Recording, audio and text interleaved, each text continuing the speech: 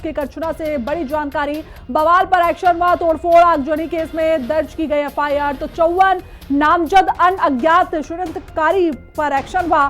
550 अज्ञात के खिलाफ एफआईआर दर्ज की गई। अब तक मामले में 50 से ज्यादा लोग गिरफ्तार हो चुके हैं। तो ये बड़ी जानकारी इस वक्त की प्रयागराज की करछुना से सामने आ रही है, जहां हुए बवाल में 550 अज्ञात लोगों पर एफआईआर दर्ज की गई और अब तक मामले में 50 से ज्यादा लोगों की गिरफ्तारी भी पुलिस ने कर ली। तो ये बड़ा एक्शन करछुना पुलिस की ओर से तोड़फोड़ आगजनी केस में ये एफआईआर दर्ज की गई। आपको बताते चले कि 54 नामजद अन्य अज्ञात षड्यंत्रकारी पर एक्शन पुलिस ने लिया। तो कुल मिलाकर 550 अज्ञात लोगों के खिलाफ एफआईआर दर्ज की गई थी और अब तक 50 से ज्यादा लोगों की गिरफ्तारी भी हो चुकी है।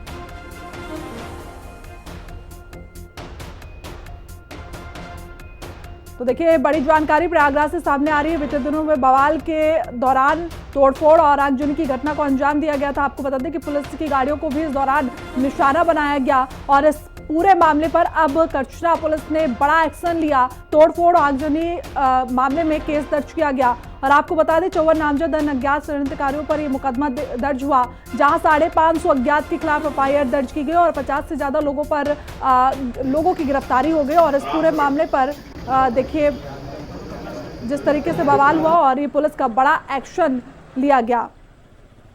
आजाद शिकर का बयान भी इस पर आया। उन्होंने कहा कि जो वहां पर बवाल कर रहे थे, जो प्रदर्शनकारी थे, उनका हमारी पार्टी से कोई भी लेना देना नहीं था और उसी में जो और लोगों को गिरफ्तार किया उस पर उन्होंने ये भी कहा कि जिन लोगों को गिरफ्तार किया गया वो निर्दोष हैं, वो उस प्रदर्शन में शामिल नहीं थे, फिर भी पुलिस ने उनको निशाना बनाया। तो करछुना में बवाल के बाद कई गिरफ्तार हुए और कई लोगों पर एफआईआर दर्ज की गई। तो ये बड़ा एक्शन प्रयागराज हिंसा में पुलिस ने लिया। तो आपको बता दें कि इस प्रदर्शन के दौरान पुलिस की गाड़ियों को निशाना बनाया गया, पुलिस पर पत्थरबाजी की गई और इसके बाद अब पुलिस ने एफआईआर दर्ज की गई।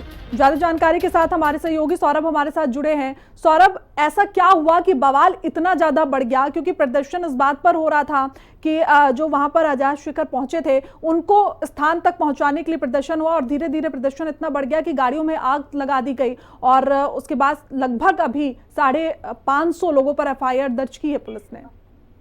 जी बिल्कुल, देखिए अगर आप बात करें तो ये पूरा मामला चंद्रशेखर आजाद को लेकर है। जब चंद्रशेखर आजाद कल यहाँ पर प्रयागराज पहुंचे थे, उन्हें वहां से कौशाम्बी जाना था। 25 मई को एक दलित परिवार की बेटी के साथ रेप का मामला सामने आया था। उसी परिवार से मिलने के लिए चंद्रशेखर आजाद को प्रयागराज एयरपोर्ट से सीधे कौशाम्बी जाना था, लेकिन पुलिस से सुरक्षा का हवाला देते हुए सर्किट हाउस अरेस्ट कर दिया।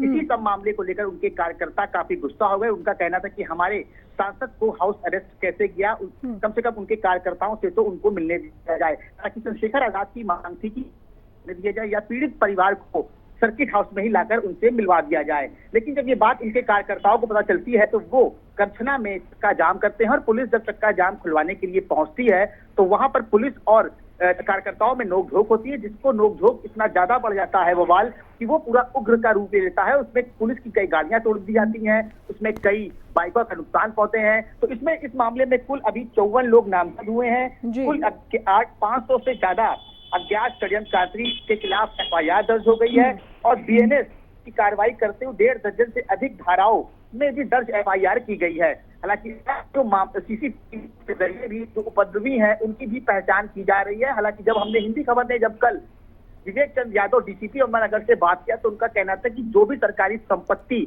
इनके द्वारा नष्ट की गई है उनसे वसूला जाएगा और साथ ही साथ इनके ऊपर एनएस के साथ साथ गैंग एक्ट के तहत भी इन पर कार्रवाई की जाएगी। बिल्कुल सौरभ, तमाम जानकारी के साथ जुड़ने के लिए आपका बहुत बहुत शुक्रिया। आगे बढ़ते हैं, एक और बड़ी अपडेट कानपुर से सामने आ रही है, जहां अफसर विधायक में बहस का वीडियो अब वायरल हो रहा है। तो आपको बता दें कि महिला आईपीएस से बीजेपी विधायक अरुण पाठक की बहस